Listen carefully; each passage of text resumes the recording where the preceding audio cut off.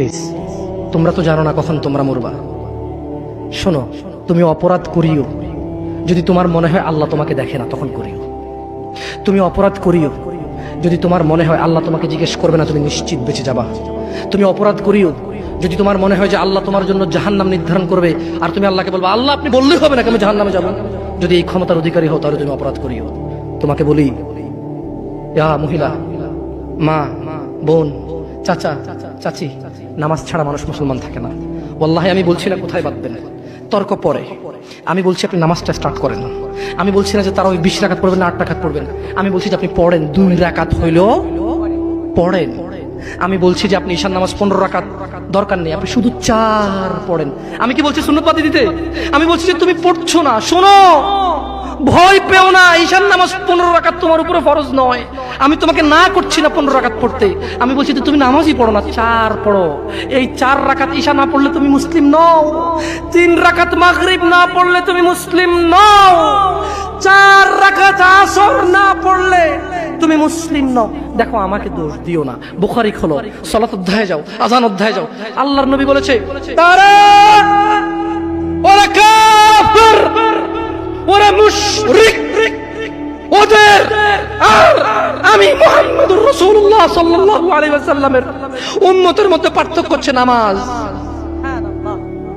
ও সাহাবা, ও উম্মত, তুমি চিনবা মুহাম্মদের উম্মতকে সাল্লাল্লাহু। ও আমার উম্মত, তুমি কি আমার উম্মতকে চিনতে চাও? শোনো, তারা যারা আমার উম্মত না, আর এরা যারা আমার উম্মত। ওটা আমার উম্মত যারা নামাজ পড়ে না, আমার উম্মত। তুমি আল্লাহর নবীর উম্মত ছাড়া কিভাবে মুসলমান হবা? তোমাকে আমি বলি, নামাজটা ছাড়ি প্লিজ। তুমি যে যে অপরাধে লিপ্ত আছো ছেড়ে দাও, চেষ্টা করো, কিন্তু নামাজটাকে তুমি এখন থেকে করবা। তোমার ফজর মিস হওয়া চাই না। তুমি যদি সারা জীবন নামাজ না পড়ো, আমার যায় আসে না। তুমি যদি সারা জীবন নামাজ পড়ো, আমার কিছু লাভ আছে। তুমি নামাজ পড়লে নাকি আমি আমার লাভে কথা বলছি। শোনো, তুমি নামাজ না পড়লেও আমার লাভ আছে। কি? ইন্নামাল আমালু বিন্নিয়া। আমি নেকির উদ্দেশ্যে কথা বলছি, আমার নেকি হয়ে যাবে। কে ঠেকাবে? তুমি তো আর আল্লাহকে ঠেকাইতে পারবা না। তুমি নিজেকে না নামাজ থেকে বিরত রাখতে পারবা, আল্লাহ যদি নেকি দেয় ঠেকাইতে পারবা? তাহলে আমরা সবাই মিলে বলি আল্লাহর দিকে তাকিয়ে শেভ করিয়েন না। দেখেন, এটা অনেক কিছু না, এমন না যে শেভ করলে আপনি একেবারে কাফের হয়ে গেছেন, মুশরিক হয়ে গেছেন, এমন না। লজ্জা থাকা উচিত। কিভাবে কাটতেছেন? কিভাবে? মহিলার ওঠে না, আপনার ওঠে, কেমনে কাটতেছেন? গলা কেটে দিবেন? কাটবেন না কেন? এটা হারাম। এটা কাটাও তো হারাম। শুকর খাওয়া কি হারাম? এই যুবক, তুমি দাঁড়াও, সবাই লক্ষ্য করবেন না, ওকে কেউ ভিডিও করিও না, পরে লজ্জা পাবে ইন্টারনেট আসলে। তোমাকে এখন শুকরের মাংস দেবো, খাবা? কেন খাবা না? জোরে বলো। আপনি শুকরের মাংস খাবেন? আপনি কুকুরের মাংস খাবেন? কেন খাবেন না? কেন? কেমন হারাম? শুকরের মাংস খাওয়া কি হারাম? এই এখানে তাহলে আর বলছি না, কেউ কি রাজি হবে তার বোনের সাথে জানা করতে? কেন? কেন? কেন? কেন? তো নামাজ না পড়া কি? শুকরের মাংস খাচ্ছ না হারাম দেখে নামাজ ছেড়ে দিচ্ছ, তো সেটা তো হারাম। তার মানে তোমার যদি স্বাদ লাগতো, আর তোমার বাপ মায় যদি শুকরের মাংস খেতে, তুমিও খাইতা, হারাম আর বাস্তা। তোমার বাপ নামাজ পড়ে না যুবক, তাই তুমি নামাজ পড়ো না। তোমার বাপে ভাত খায়, তাই তুমি ভাত খাও। পাকিস্তানের রুটি খায়, তাই ওরা রুটি খায়। চাইনিজরা এভাবে লাঠি দিয়ে খায়, ওরা লাঠি দিয়ে খায়। শোনো, তুমি বলতে চাচ্ছ তুমি শুকর খাও না কারণ এটা হারাম, তুমি মিথ্যু। তুমি একটা চরম মিথ্যাবাদী, ধোঁকাবাজ। তুমি বলছো তুমি শুকর খাও না, এটা হারাম না? তো তাহলে তুমি নামাজ না পড়ো তো হারাম, তুমি কেমনে ছেড়ে দিচ্ছ? এই যুবক, তোমাকে যদি বলে ন্যাংটা হয়ে হাঁটো, হাঁটবা? কেন? কেন? কেন? ন্যাংটা হয়ে কেন হাঁটবা না? কি নোংরা কাজ? নামাজ পড়ো না, তোমার শরম লাগে না? শুকরের মদ কি? রাস্তায় হেঁটে মদ খেতে পারবে? কার সাহস আছে? এখানে সাহসের অভাব নাই, বাপরে বাপ। এই কথা বলে আবার কারো সাহস জায়গায় দিতে চাই না, তবে অনেকেই চাইবে না। অনেকেই কেন? শরম। কেন? কারণ কেউ যদি রাস্তা দিয়ে হেঁটে হেঁটে মদ খায়, ওর সাথে কেউ মেয়ে বিয়ে দিবে? কেউ? আপনি রাজি হবেন? রাস্তায় ভাবে মদের বটল নিয়ে হাতে হাতে মদ খায়, এর কাছে মেয়ে বিয়ে দিবেন? কেন? এটা নির্লজ্জ লোক, মদ হেঁটে হেঁটে খায় ওপেনে। এই ছেলেটাই কিন্তু ওপেনে নামাজ পড়ে না, আপনি মেয়ে বিয়ে দিচ্ছেন। আপনি নাকি ধার্মিক? হ্যাঁ, চিটিং মেশিন। ওয়াল্লাহি আমি আপনাকে বদনাম করতে আসিনি, কিন্তু আপনি মিথ্যুক, এটা বুঝে নেন। তো আচ্ছা, আপনাকে মিথ্যুক বলার পর আমার কতটুকু লাভ হলো? 2-4 লাখ টাকা যাবে ঢুকেছে, ঠিক না?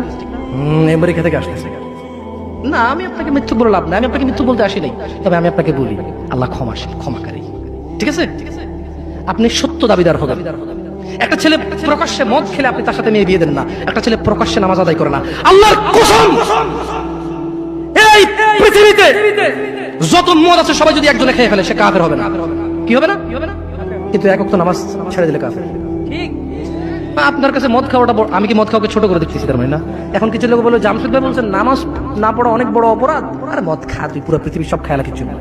আমি মনে হয় এটা বলছি, ঠিক না? না, এরকম বোঝে ভাই, বোঝে এরকম অনেকে আছে বোঝে, এটা বুঝিয়েন না, আমি উদাহরণ দিয়েছি। শরম করুন।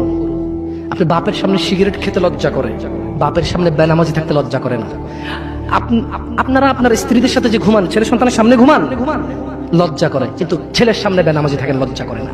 আপনি বুঝেন, এই পৃথিবীতে লা ইলাহা ইল্লাল্লাহ বলার পরে, লা ইলাহা ইল্লাল্লাহ বলার পরে, ওয়া আন্না মুহাম্মাদুর রাসূলুল্লাহ বলার পরে শিরক, আল্লাহর সাথে অংশীদারিত্ব হচ্ছে সবচেয়ে বড় অপরাধ। ঠিক আছে, এরপর কাজ হচ্ছে সালাহ, এরপর কাজ কি? নামাজ, এরপর কাজ কি? নামাজ। আপনি জানেন এই নামাজ না পড়লে মানুষ কাফের হয়ে যায়, অথচ মানুষ ন্যাংটা হয়ে হাঁটতে লজ্জা পায়, মানুষ প্রকাশ্যে মদ খেতে লজ্জা পায়, মানুষ প্রকাশ্যে দাঁড়িয়ে পেশাব করতে লজ্জা পায়, মানুষ প্রকাশ্যে প্রেমিকের সাথে কথা বলতে লজ্জা পায়, মানুষ বাপের সামনে সিগারেট খেতে লজ্জা পায়, মানুষ প্রকাশ্যে শুকর মাংস খাবে না, মানুষ প্রকাশ্যে সিগারেট খায় না, মানুষ প্রকাশ্যে গাঁজা খায় না, মানুষ প্রকাশ্যে নাচে না, মহিলারা প্রকাশ্যে গোসল করতে লজ্জা পায়, পুরুষরা প্রকাশ্যে পায়খানা করতে লজ্জা পায়, কিন্তু কেউ এত জঘন্যতম অপরাধ যা না করলে কাফের হয়ে যায়, প্রকাশ্যে সবাই আজান চলে, কেউ মসজিদে আসে না, কেউ লজ্জা পায় না। তাহলে দুনিয়া কি বলেন তো? তুচ্ছ খেলতামাশা। নামাজটাকে ঠিক করেন। যদি আল্লাহ আমাকে বাঁচায় রাখে আগামী বছর আনলে, আজকে পরিচয় দিয়ে গেলাম। কি দিয়ে গেলাম? আমার নাম জামশেদ মজুমদার, এটাই আমার চলে, কোনো আলেম মোল্লা মুন্সি তেমন কিছু না, কোন রকমের যা পারি তা বলি।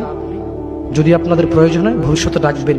আজকে আল্লাহ ভীতি নিয়ে কথা বলে গেছি, পরবর্তী সময় আসলে ইনশাআল্লাহ কোন আমাল করলে মানুষ জান্নাতে যাবেই যাবে এটা নিয়ে কথা বলবো ইনশাআল্লাহ। আসসালামু আলাইকুম ওয়া রাহমাতুল্লাহি ওয়া বারাকাতুহু। আমি তো হারাম রিলেশনশিপ, লা লা লা এগুলো বলা আছে অনেক। শুফ, হারাম রিলেশন না, যারা প্রেম প্রীতি করে এগুলো নিয়ে, না না না, তাহলে এটা মানে পরকিয়া। আমাকে দেখেছি কই প্রশ্ন কোথায়? না, প্রশ্নটা লিখতে বলেছিলাম তো লেখা হয়নি। পরকিয়া করতে। আচ্ছা, একটা প্রশ্ন করি আপনাদেরকে। প্রশ্নটা হচ্ছে, এই ঘুকে বিসমিল্লাহ বলে খেলে হারাম হালাল হবে? কে হাসতেছেন? ঘু বিসমিল্লাহ বলে খেলে হারাম হবে না হালাল হবে? হারাম হবে। কেউ যদি জিনা করতে যায়, যদি বলে যে বিসমিল্লাহ আল্লাহুম্মা জান্নিবনা শাইতান ওয়া জান্নিবিশ শাইতানা মা রাযাকতানা, জিনাটা হালাল হয়ে যাবে? হ্যাঁ? কেউ মক্কা শরীফে গিয়ে কাবার পাশে বসে যদি মদ খায়, হালাল হয়ে যাবে? তো আপনার সাথে পুরুষে কথা বলা গুনাহ, পুরুষ মহিলার সাথে কথা বলা গুনাহ, তো এটা কিভাবে হালাল করবেন? একটা ছেলে বলতেছে যে হুজুর আমরা প্রেম করি, বিয়ে করলে হালাল হয়ে যাবে না? আমি বললাম বলদ, বিয়ে করলে তোর প্রেমটা হালাল হবে না, ওটা তো গুনাহ। তুই কবুল বলার 1 সেকেন্ড আগ পর্যন্ত এগুলো সব গুনাহ ছিল। কবুল বলছস, কবুল না বলে যে কাজ করেছিস আর কবুল বলে যে কাজ করবি, পার্থক্য হচ্ছে কবুল বলার পরে যতগুলো করবি এগুলো আর হারাম হবে না, কিন্তু কবুল বলার আগে যা করছিস সবই হারাম। হারামকে কখনো হালাল বানানো, হারামকে কখনো হালাল বানানো যাবে না। বরঞ্চ এটা করতে পারিস যে আমি হারামে ছিলাম, আমি এখন এটা হালাল করেছি, আল্লাহ তুমি আমার হারামটাকে ক্ষমা করো। হারাম কখনো হালাল হবে না। আসসালামু আলাইকুম ওয়া রাহমাতুল্লাহি ওয়া বারাকাতুহু। যুবক, তোমাকে একটা বাস্তবতা বলি, তোমার বাবা তোমাকে কত ভালোবাসে। তোমার বাবার বয়স 35, 20 বছর বয়সে বিদেশ গিয়েছিল, তোমাদের ঘর ছিল না, 5 বছর জীবনের ব্যয় করে দিয়েছে। বাবা মা, আত্মীয় স্বজন, বন্ধু বান্ধব, ক্রিকেট, ফুটবল, ক্যারাম, কত দাওয়াত, কত আপনজন মারা গেছে, সব ব্যয় করে 25 বছর বয়সে দেশে এসে বিয়ে করেছে ঘর দিয়ে তোমার মাকে। তোমার জন্ম হয়েছে, তোমার বাবা চলে গেছে বিদেশ। তোমার জন্মের পরে 8 বছর তোমার বাবা বিদেশে, বিবাহিত তো বটে, কিন্তু সে বউয়ের স্বাদ পাচ্ছে না। তুমি প্রেমিকার পিছনে ঘোরো, 15 বছর বয়স তোমার, 20 বছর 22 বছরে বাইক লাগবে তোমার। তোমার বাবা বিয়ে করা সত্ত্বেও সে তার যৌবন কাটাতে পারেনি তার বউয়ের সাথে, মানে তোমার মায়ের সাথে, তোমার জামা কাপড়ের ব্যবস্থার জন্য। তুমি বুঝো যুবক, তোমার বাবার বয়স এখন 40, সে তোমার মার কাছে আসলে আর অনুভূতি নেই, তার শক্তি কমে গেছে। তুমি বুঝবা না যুবক, 15 বছর বয়সে তুমি যত উত্তেজিত, তোমার বাবা 30 বছর বয়সে এরকম ছিল, সে আসতে পারেনি। তুমি পড়বা বলে, তোমার স্কুলের ফি লাগবে বলে। That much he loves you. তোমার বাবা তোমাকে এত ভালোবাসে। জি, তোমার এই খারাপ বাবাটা যে তোমাকে বাইক নিয়ে দেয়নি, তুমি নষ্টামি করো, মেয়েদের পিছনে করো, মোবাইল রিচার্জ করে দাও মেয়েদের, তোমাকে যে ডেলি 500 টাকা করে দিতে পারে না। এই লোকটা যদি 60 বছর বয়স পায়, তার জীবনের 20টা বছর সে এমন 20টা বছর, যে 20টা বছরে সে হাড় ভাঙা পরিশ্রম করতে পারত, করছে, তোমার মায়ের দেখা সে পায়। এমন মূল্যবান যৌবন 20টা বছর দিয়েছে। 50 বছর বয়সের দেশে আসছে। তুমি বিয়ে করে বউ নিয়ে আলাদা থাকো, তুমি বিয়ে করে শ্বশুর বাড়িতে যাও। তোমার বাবা দেশে তো আসছে, তার যৌবন আর নেই, তার ওই সুখ স্বাচ্ছন্দ্য আর নেই। তোমার যৌবন তৈরি করেছে তার যৌবন দিয়ে। এই মুহূর্তে কোটি টাকা দিলে কি সে যৌবন কিনতে পারবে? তোমাকে তোমার বাবা এত ভালোবাসে, আর আল্লাহ বলছে তোমার এই বাবা, যে বাবা ঘুষ খেয়ে তোমাকে মানুষ করার চেষ্টা করে বিদেশে পড়ালেখা করানোর, যে বাবা এই এলাকার চেয়ারম্যান হতেই হবে, না হলে নয়, এতগুলো মানুষের দায়িত্ব নিচ্ছে, অথচ সে নিজেও জানে দায়িত্ব পালনে সে ব্যর্থ হবে, শুধু তোমাকে R15 কিনে দেওয়ার জন্য, শুধু তোমাকে বিদেশে পড়ানোর জন্য। এত মূল্যবান, এত আদরের বাবা। আল্লাহ বলছেন যে ইউবাসসারুনাহুম ইয়াওয়াদ্দুল মুজরিম ও মুহাম্মদ সাল্লাল্লাহু আলাইহি ওয়াসাল্লাম, আপনি সেদিন দেখবেন অপরাধী এই মানুষটা যে এত বোকা, ছেলের জন্য এত কিছু করেছে হারাম ভাবে, হালালের ধার ধারে নাই, হারামের ধার ধারে নাই। জি, আপনি আপনার ছেলেকে ভালোবাসছেন, শুধুমাত্র অপরাধী হয়ে মৃত্যুবরণ করার কারণে আপনি আল্লাহকে বলেন ইয়া আল্লাহ আব্দুল্লাহ রে নাও জাহান্নামে ফেলো, আমাকে ছাড়ো। এই ভালোবাসা ছেলেকে বাসবে? এই ভালোবাসা বাসবে? ইন্না লিল্লাহি ওয়া ইন্না ইলাইহি রাজিউন। ইন্না লিল্লাহি ওয়া ইন্না ইলাইহি রাজিউন। ওয়া সাহিবাতিহি ওয়া আখিহি ওয়া ফাসিলাতিহি আল্লাতী তুওয়ি ওয়া মান ফিল আরদি জামিআ সুম্মা ইউনজি।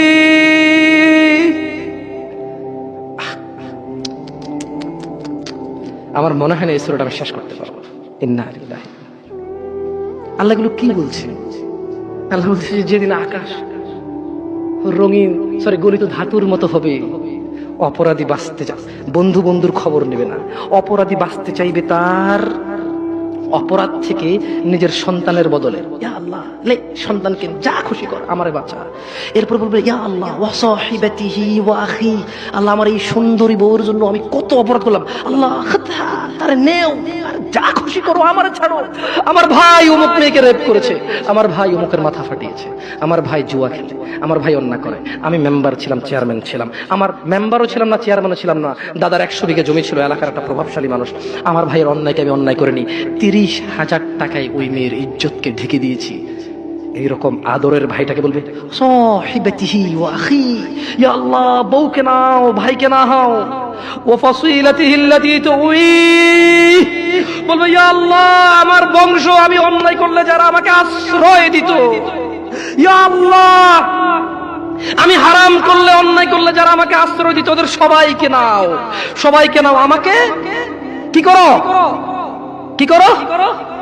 এখানে এসে ক্ষান্ত হবে না, বলবে ওয়ামান ফিল আরদি জামিআন সুম্মা ইউনজি। ইয়া আল্লাহ, জি, যে 200 বিঘা জমির জন্য ছেলের কাছে মেয়ে দিয়ে দিয়েছেন, মেয়ের ধার্মিকতা ছিল, কিন্তু আপনি বাবা হয়ে পাগল হয়ে গেছেন, 200 বিঘা জমির মালিকের সাথে আত্মীয়তা করবেন? আপনার মেয়ে সুখে থাকবে, ছেলে গাঁজা খায়, নামাজ পড়ে না, দাড়ি চাচা, মদখোর। আপনি প্রভাবশালী মানুষের সাথে আত্মীয়তা করবেন, আপনার মেয়েটা তার জীবনে শুধু ভাত খেলে নাকি সুখী থাকবে? আত্মীয়তা করেছেন 200 বিঘা জমির মালিকের সাথে।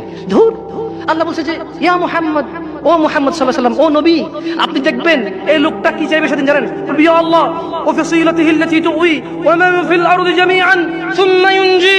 ইয়া আল্লাহ এই দুনিয়ার মধ্যে যত স্বর্ণ হীরা মতি মানিক্য 100 200 500 পুরো পৃথিবী সমান, সব কিছু নাও, শুধু আমাকে আল্লাহ ছেড়ে। সম্ভব? দুনিয়া আল্লাহর কাছে মাসির দানার মতো, কিসের মতো?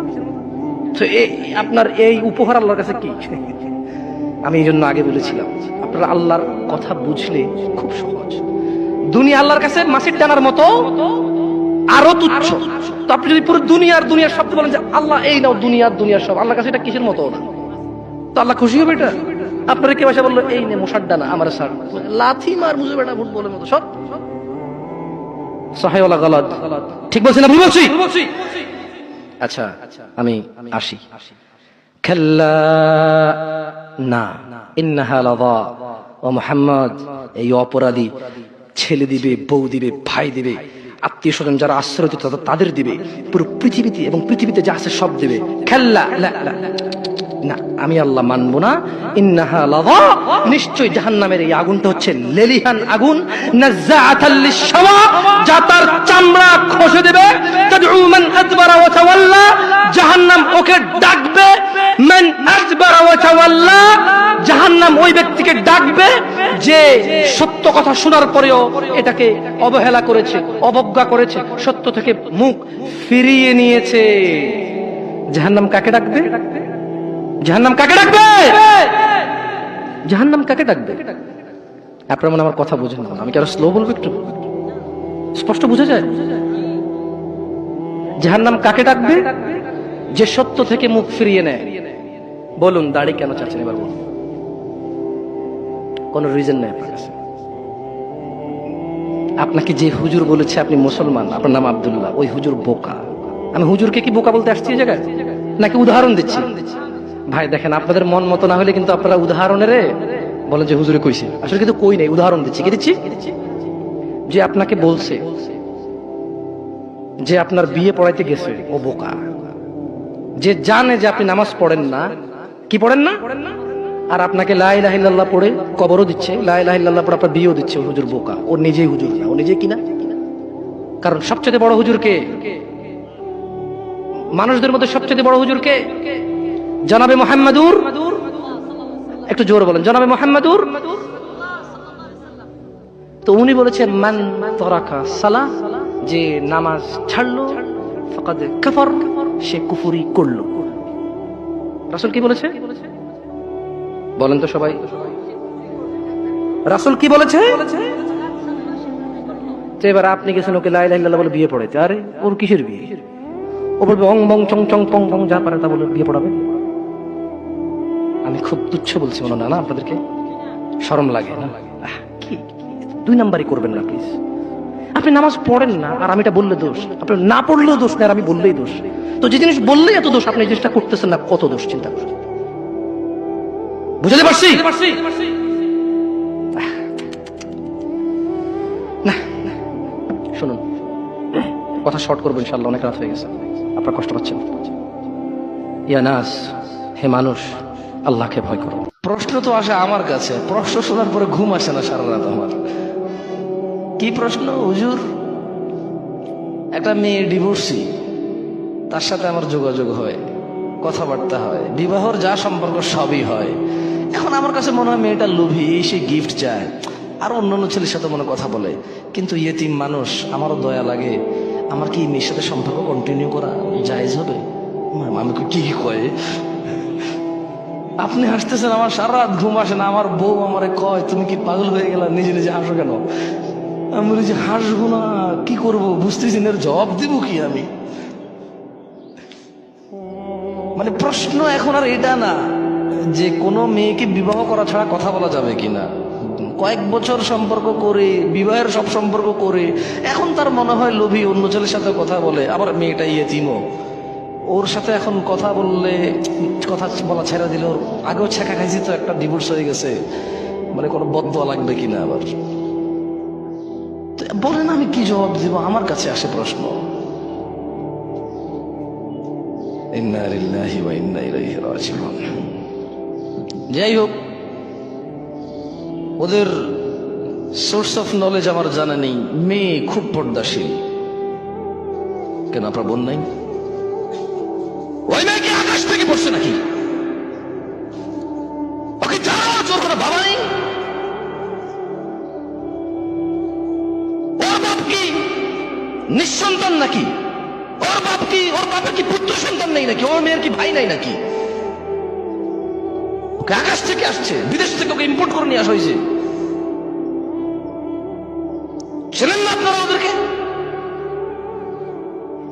ছেলে একটা ঘুরঘুর ঘুরঘুর ঘুরঘুর করে, কি ওকেও ভালোবাসে। তো আপনি কিভাবে জানেন আপনাকেও ভালোবাসে? আপনি তো পর্দা করেন, আপনাকে রিচ করছে কিভাবে সে? আমি এটা জিজ্ঞেস করছি। আমাকে বলে যে 2 বছর থেকে একটা ছেলে ঘুরে, আমি আমার বাবার পছন্দ ছাড়া বিয়ে করবো না, ওকে বলেছি ভালোবাসে না, কিন্তু 2 বছর থেকে ঘুরে, কত মেসেজ পাঠায়। আমি বললাম যে আমি আপনাকে ব্লক করে দিলাম, দেখি আপনাকে মেসেজ পাঠান। ওরা আর এক আইডি দিয়ে 2 দিন পরে মেসেজ দিয়েছে, শেখ শেখ আমার আইডি একটু খুলে দেন। আমি বললাম দেখছেন, এটাকে ব্লক করে দিল, শেষ। কয়টা করবেন? একটা ছেলে, আপনি খুব ধার্মিক মহিলা, আপনাকে একটা ছেলে 2 বছর থেকে অ্যাপ্রোচ করে, আপনি খুব ধার্মিক আল্লাহ ভীরু, কিন্তু ওই ছেলে আপনার সাথে কথা বলার সুযোগ আপনি রাখছেন।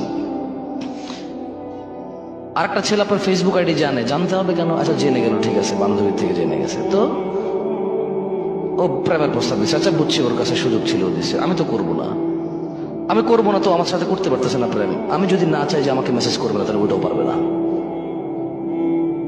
বোঝেন নাই কথা? একটা মেয়ে আমাকে বললো আই লাভ ইউ হুজুর, আমি বললাম যে আই এম সরি। সে বললো আমি ফাঁসি দিয়ে দেবো। আমার কি এই দেশে কোনো ল আছে নাকি কেউ বিয়ের প্রস্তাব, প্রেমের প্রস্তাব দিলে যদি রাজি না হয় ও ফাঁসি দিলে আমার দোষ আছে নাকি? এরকম তো পাগলামের সীমা আছে তো। কোন কোন কোন কোন স্কুল কলেজে পড়াশোনা করা ছেলে মেয়েগুলা ভয় পায় ওই ছেলে ব্লেডে হাত কেটে ফেলবে। আরে ওর হাত, ওর ব্লেড, ওর জীবন, ও কাটুক, আমার কি? আমার দোষ কি? আমাকে একজনে বলবে যে আই লাভ ইউ, আমাকে বিয়ে করে ফেলতে হবে, নাহলে ও মরে যাবে, আমার দোষ। দেশের সরকারও তো এটাকে পাগল বলবে, ইসলাম তো এটাকে গুনাই ধরবে না। ওর কাজের জন্য ও দায়ী, আমার কাজের জন্য আমি দায়ী। তো এইসব ছেলে মেয়ের সোর্স অফ নলেজ কি আমি জানি না। একজন বলল যে হুজুর আপনি যে বললেন তাহাজ্জুদের নামাজ পড়ে প্রেমিকা চাওয়া যাবে না, কিন্তু হাদিসে তো আছে নেককার স্ত্রীর জন্য তাহাজ্জুদের নামাজ পড়া যাবে। তা দেখছেন কি বাপরে বাপ, কি বড় আলেম। তাহাজ্জুদের নামাজ পড়ে আমি বলবো যে ইয়া আল্লাহ আপনি আমাকে এমন স্ত্রী সন্তান দান করুন যা দেখে আমার চোখ জোড়াবে, এটা হলো এটা। আর সে বলছে ইয়া আল্লাহ জরিনাকেই আমাকে দাও। তুই জরিনাকে চিনোস কেমনে? তোর যে ইসলাম তোরে শিখাইছে যে তাহাজ্জুদ পড়ে দোয়া করলে নেককার স্ত্রী পাওয়া যায়, ওই ইসলামকে তোর জরিনারে শিখাইছে, চিনাইছে? ওই ইসলাম তোর চকিনা চিনাইছে? ওই ইসলাম জানলে তো তুই জরিনা চকিনা চিনারই কথা না। বুঝে দিতে পারে নাই। ইসলাম আমাকে শিখাইছে যদি আমি তাহাজ্জুদ পড়ি নেককার স্ত্রী পাবো দোয়া করলে। এই ইসলামই আমাকে এমন প্রোটোকল দিছে, কুল্লিল মুমিনিন, এ মুহাম্মদ সাল্লাল্লাহু আলাইহি ওয়াসাল্লাম মুমিন পুরুষকে বলেন ইয়াগুদ্দু আবসারহুম, এ যাতে এর চোখ নিম্নগামী করে, ওয়া ইয়াহফাযু ফুরুজাহুম, এবং তার লজ্জাস্থান হেফাজত করে। তো আমার চোখটা নিজে জরিনা কিরকম আমি তো চিনি না, আমি কেমনে তাহাজ্জুদে পড়বো? কল্পনা করে জরিনার ইয়া আল্লাহ এই মাইয়াটাই আমার লাগবে। তো দুয়ার মধ্যে পার্থক্য আছে না? তাইলে একটা হচ্ছে নেককার স্ত্রী চাইলাম, আর একটা হলো ওরেই চাইলাম। তো ওকে তোরে ইসলামে তো ওরে চিনার সুযোগই দেয় নাই। চিনোস কেমনে তাইলে? ও বেটা চিনোস কেমনে? ইসলাম তো আমাকে চোখে না জোরে নাকি চিনায় না, তাহলে আমি তাহাজ্জুদের নাম নিলাম কেমনে? ওর চেহারা কেমনে আমার চোখে বাসে? ও তো ইসলাম আমাকে অ্যালাউডই করে নাই ওকে দেখা। মানে ইসলামের যেটা নিষেধ করেছে ওটা আমি দেখবো, দেখে কোনটা দিবে সুযোগ আছে ওটার জন্য যাবে। এভাবে হয় নাকি? এভাবে হয়? দোয়া কবুল হয় এভাবে? যুবক তোমার গান না শুনলে ঘুম আসে না, কাকা আপনার গান না শুনলে অটো চলে না, চাচা আপনার গান না শুনলে অটো চলে না, চাচি আপনার গান না শুনলে দুঃখ ভোলে না, বোন গান না শুনলে তোমার হৃদয় আনন্দিত হয় না। তুমি শোনো তোমার রব কি বলছে। বোন, চাচি আপনি শুনুন আপনার রব কি বলছে। চাচা আপনি শুনুন আপনার রব কি বলছে। যুবক তুমি শোনো তোমার স্রষ্টা, যার কাছে তোমার নিঃশ্বাস, যিনি চাইলে তোমাকে দগ্ধ করে দিতে পারে জ্বলন্ত আগুনে, যিনি চাইলে তোমাকে দান করতে পারে বাগ বাগিচা নহর যা তোমার পায়ের নিচে বইবে।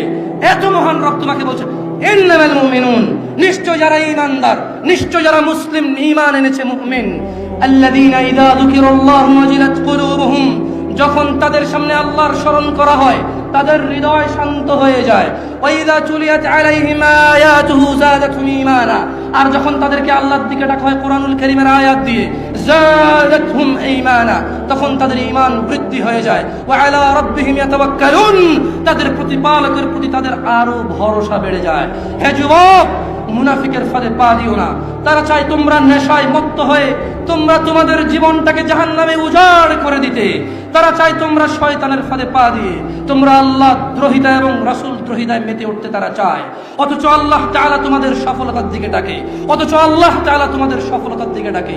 হে মানুষ, মুনাফিকের ফাঁদে পা দিও না। হে মানুষ, মুশরিকের ফাঁদে পা দিও না। হে মানুষ, জাহেলের ফাঁদে পা দিও না। হে মানুষ, শয়তানের ফাঁদে পা দিও না। তারা চায় তোমরা তোমাদের জীবনের সামান্য আনন্দের বিনিময়ে তোমাদের অনন্ত জীবনকে ধ্বংস করে দাও, তোমাদের অনন্ত সুখের জীবনকে তোমরা ভুলে যাও।